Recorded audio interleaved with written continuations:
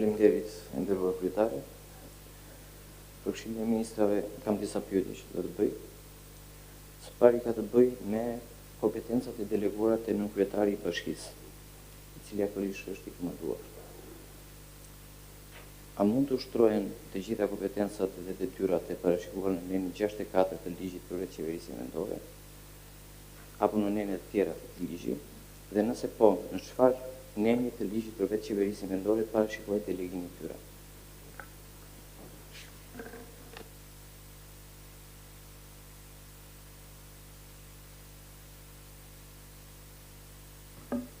Doni të ripërsëritet pyetja? Apo jeni të qartë për pyetja? Shikom, keni të drejtë edhe të zgjidhni të mos përgjigjeni. Ose të thoni që ju e çmoni që është jashtë objektit. Thjesht jeni okay, në rregull. Ja të japim pak kohë për të konsultuar ligjin.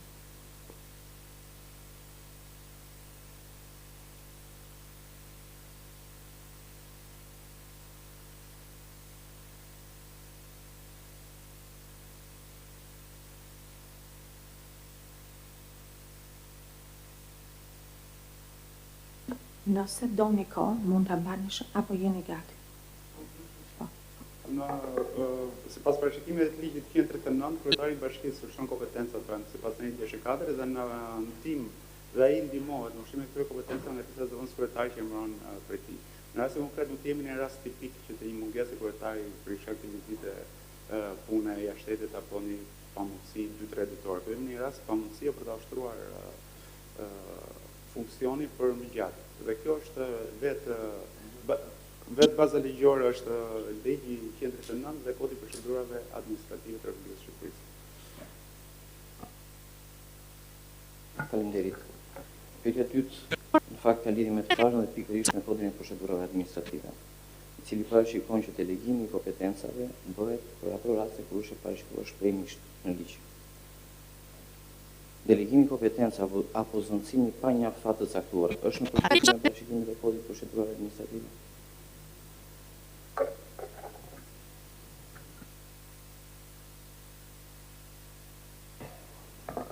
Nderuar, mendojmë që kjo pyetje se është i ligjshëm apo jo i ligjshëm, një nga aktet e shumta që kanë nënshkruar kryetari i bashkisë, qoftë për delegim, qoftë për çfarë do të gjë, nuk ka lidhje fare me objektin e shqyrtimit të kësaj kërkese. Faleminderit.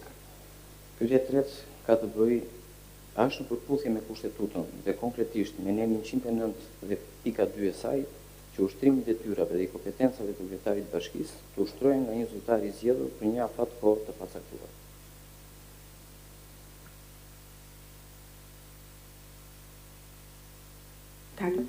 Mund të ripërsërisë një herë pyetjen, lutem?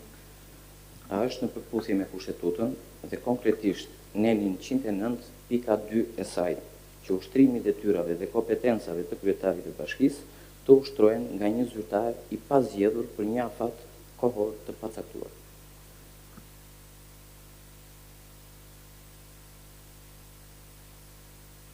Sërish mendoj që jemi brenda të njëjtit kuadër pyetjesh, pra tani kaluam nga sa e ligjshme është akti i delegimit, sa kushtetues është akti i delegimit, kështu që përgjigjja jonë është e njëjta gjithë.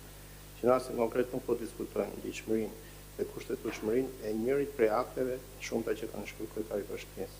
Më përshtypjen që pyetja synonte të thoshte, a është kushtetuese fakti që dikush i ka zgjedhur po ushtron detyrën? Ishte kjo? Kjo është pyetja. Okej. Sërish e qëndroja asaj që po thoja, në thelb ky personi dikush është një person që e ka marrë legitimitetin për të ushtruar atë funksion në bazë të një akti kryetarit të bashkisë dhe nuk kemi të objekti i shqyrtimit të ligjshmërisë dhe kushtetueshmërisë të atij akti delegimi në rastin konkret. Faleminderit. Pyetja e katërt është sërish në kuadër të parimeve kushtetuese të mbrojtjes së interesit publik. A mbrojtja e interesit publik dhe parimet kushtetuese kur i zgjedhuri prej zgjedhësve nuk kryen për shumë arsye detyrën të cilën një është shbesuar nga zgjedhësit?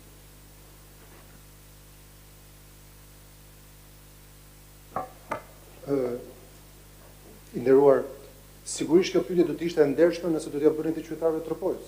Pra nëse për ata jeni okay që të rinë 11 muaj pa kryetar bashkie dhe nuk e bëni këtë pyetje, por kjo specifikon vetëm një njerëz dhe targeton vetëm një njerëz, kjo nuk më duket normale. Në fakti që ju nuk e pyesni këtë për dikë tjetër, që është në një këtë gjendje të përkohshme më të gjatë se imja, tregon që po bëni diferencim në këtë rast.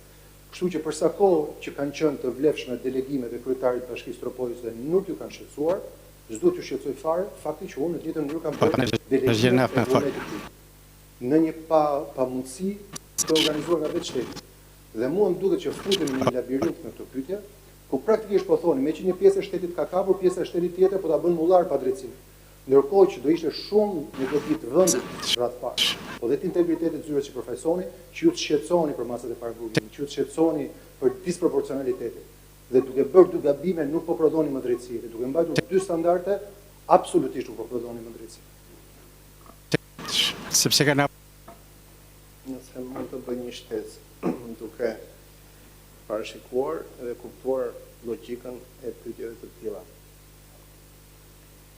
Shumë kush mund ketë arsye parimore përderisa vjedhë Zoti shtëpisë, vjedhin gjithë që justifikon konstatimin ose justifikon kërkesën domosdoshmërinë që një kryetar bashkie të zëvendësohet sa më shpejt, sepse ka shumë probleme shkaktuara në qeverisjen e pushtetit vendor për shkak të mungesës së kryetarit të bashkisë. Po kjo nuk përligj që të gjejmë me patjetër zgjidhje të zëvendësimit, shkarkimit dhe zëvendësimit të kryetarit të bashkisë përtej atyre që na lë kushtetuta dhe ligji në zbatim të kushtetutës. Se në momentin që e bëjmë këtë, i vetmi justifikim që na duhet është të gjejmë një sebeb të mirë, një arsye të bindshme për gjithë publikun që të zëvendësojmë kryetarin e bashkisë. Përkundrazi, kushtetuta dhe ligji duhet i paraprijë çdo iniciative shkarkimi. Në rastin konkret, sado që të përpiqemi të gjejmë arsye objektive pse justifikohet një procedurë e tillë, thjesht jemi duke diskutuar sa i mirë do ishte ligji në të ardhmen, sikur të bëjmë disa ndryshime ligjore, e sa i mirë do ishte kushtetuta, sikur të bënim disa ndryshime kushtetutëse. Në rastin konkret, ne kemi këtë kushtetutë që kemi, ne 115, dhe kemi këto dispozitë ligjore që kemi. A gjejmë këto pretendime, pra e thash duke hamësuar se si mund të jetë vargu i pyetja ndërtim. A gjejmë këto pretendime, arsye, hapësirë brenda këtij kuadri rregullator? Unë mendoj që nuk gjejmë.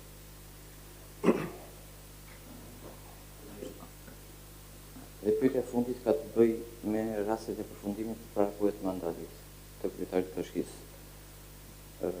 A është përputhje me kushtetutën e 61 i ligjit për veçërisjen vendore? Janë rastet e përfundimit të parakuet të mandatit të kryetarit të bashkisë.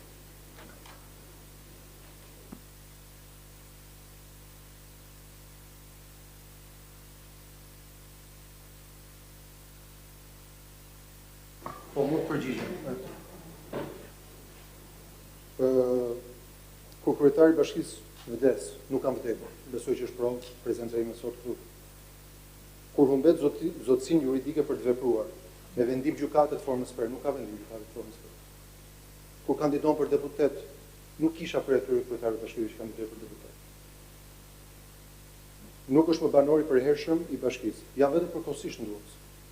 Sepse kjo masë është masë e përkohshme, masë paraburgimi, nuk është vendim i formës prerë.